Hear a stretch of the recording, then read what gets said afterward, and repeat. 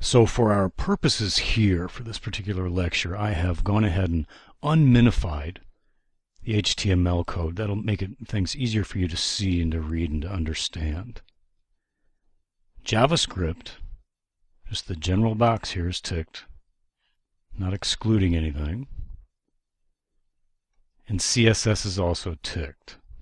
Those are general optimizations, and those have been applied. So let's jump over into the source code and have a look and see what that looks like. So you can see there's our single aggregated, concatenated, and minified CSS file.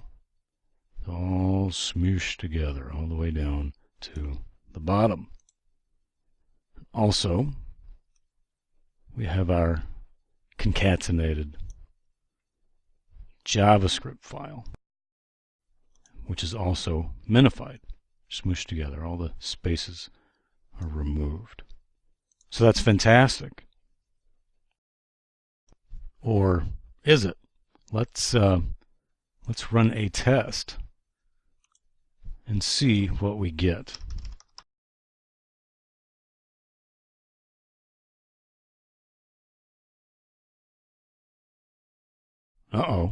We've got a should fix. Eliminate render blocking JavaScript and CSS in above the fold content.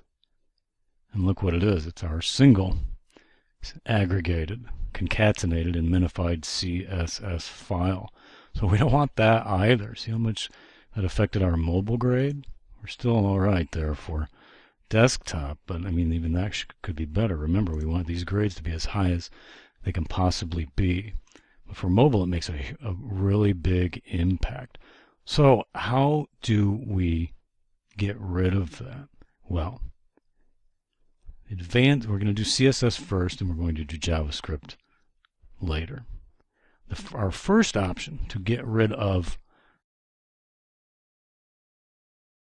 the single blocking CSS resource in above the fold content, that is dealt with. There's an option to deal with that here in Auto Optimize, and it is the inline and defer CSS option under CSS options.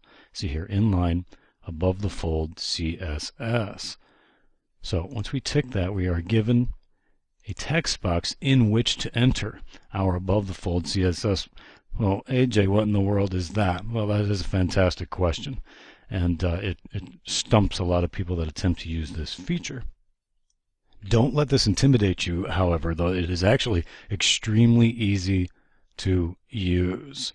And here is how. There's a critical CSS path generator. Remember that critical CSS we talked about, the critical render path above the fold? Well, this generator will help you identify which parts of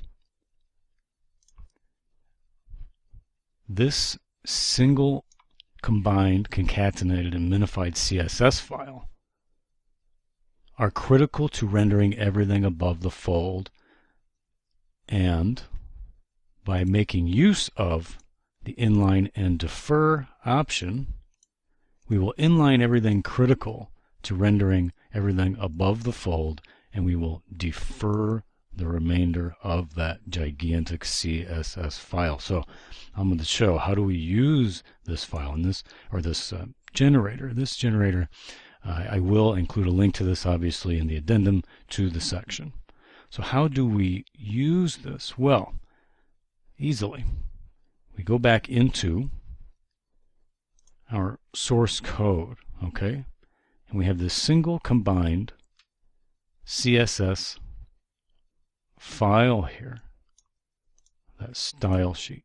So we'll click on it, and we are going to take everything that is in this file and copy it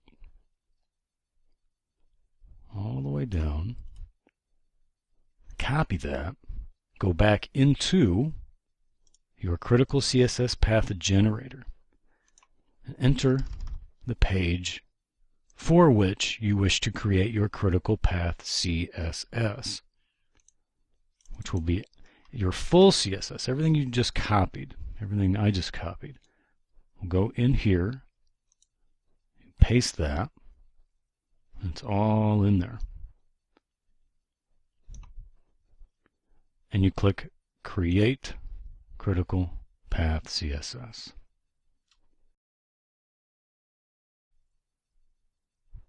And there you have it.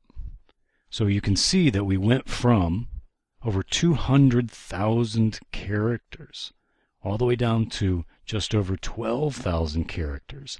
And those 12,000 characters are necessary to render everything above the fold.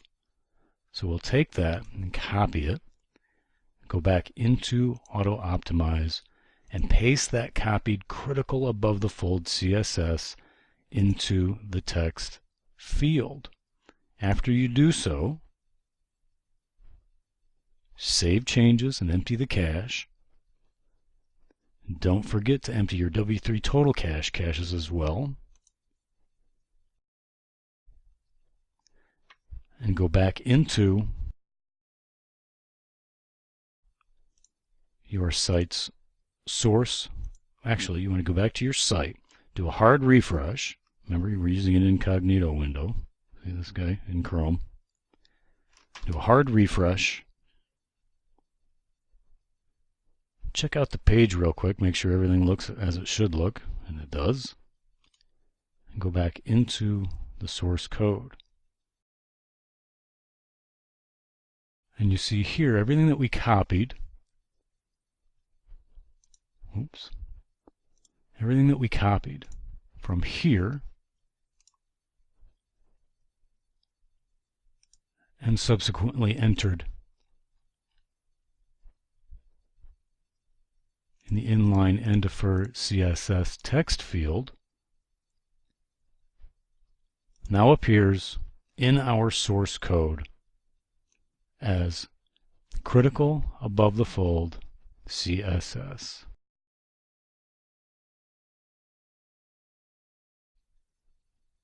Where does that end here?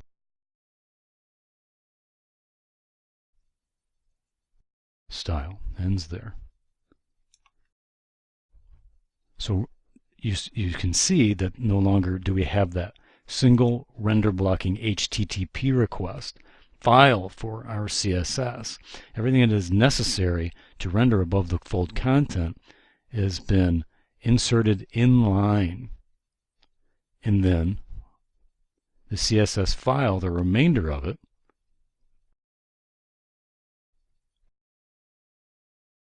this here, the style sheet that we copied and put in there, is deferred until after onload. You can see it's deferred there. There's our CSS file again.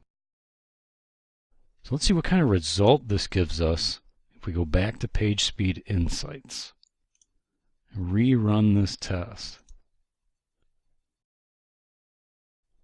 Look at that. That's precisely what we want. Our grade went from that ugly yellow warning, semi-warning, back up to that very pretty green there. That being said, let's go back into the site and navigate to another page and do a hard refresh. Something's wrong here. Our, again, jQuery dependent text, you can see there's a style issue here. It's bigger than it should be. And what this indicates, you may not be using something like responsive text, but if you find a problem on a subsequent page, a page that is stylistically different, we actually have quite a few stylistic differences from page to page here. Did you see that flash? When I did a hard refresh, that's called a flash of unstyled content, or FOUC, or a flash of unstyled text, FOUC. The problem here is that this single block of inline CSS gets globally applied to every single page on your website. So while we see that for the home page it works fantastically, nothing is broken. If we go to other pages on our website and do a hard refresh, you can see that the load's funny. And this may happen for you as well if you have different styling from page to page. And this can be really pronounced here when you go to blog pages. You see how that just loads funny. It's not supposed to look like that. So how do you solve that issue? Well, let's solve that issue in the next lecture.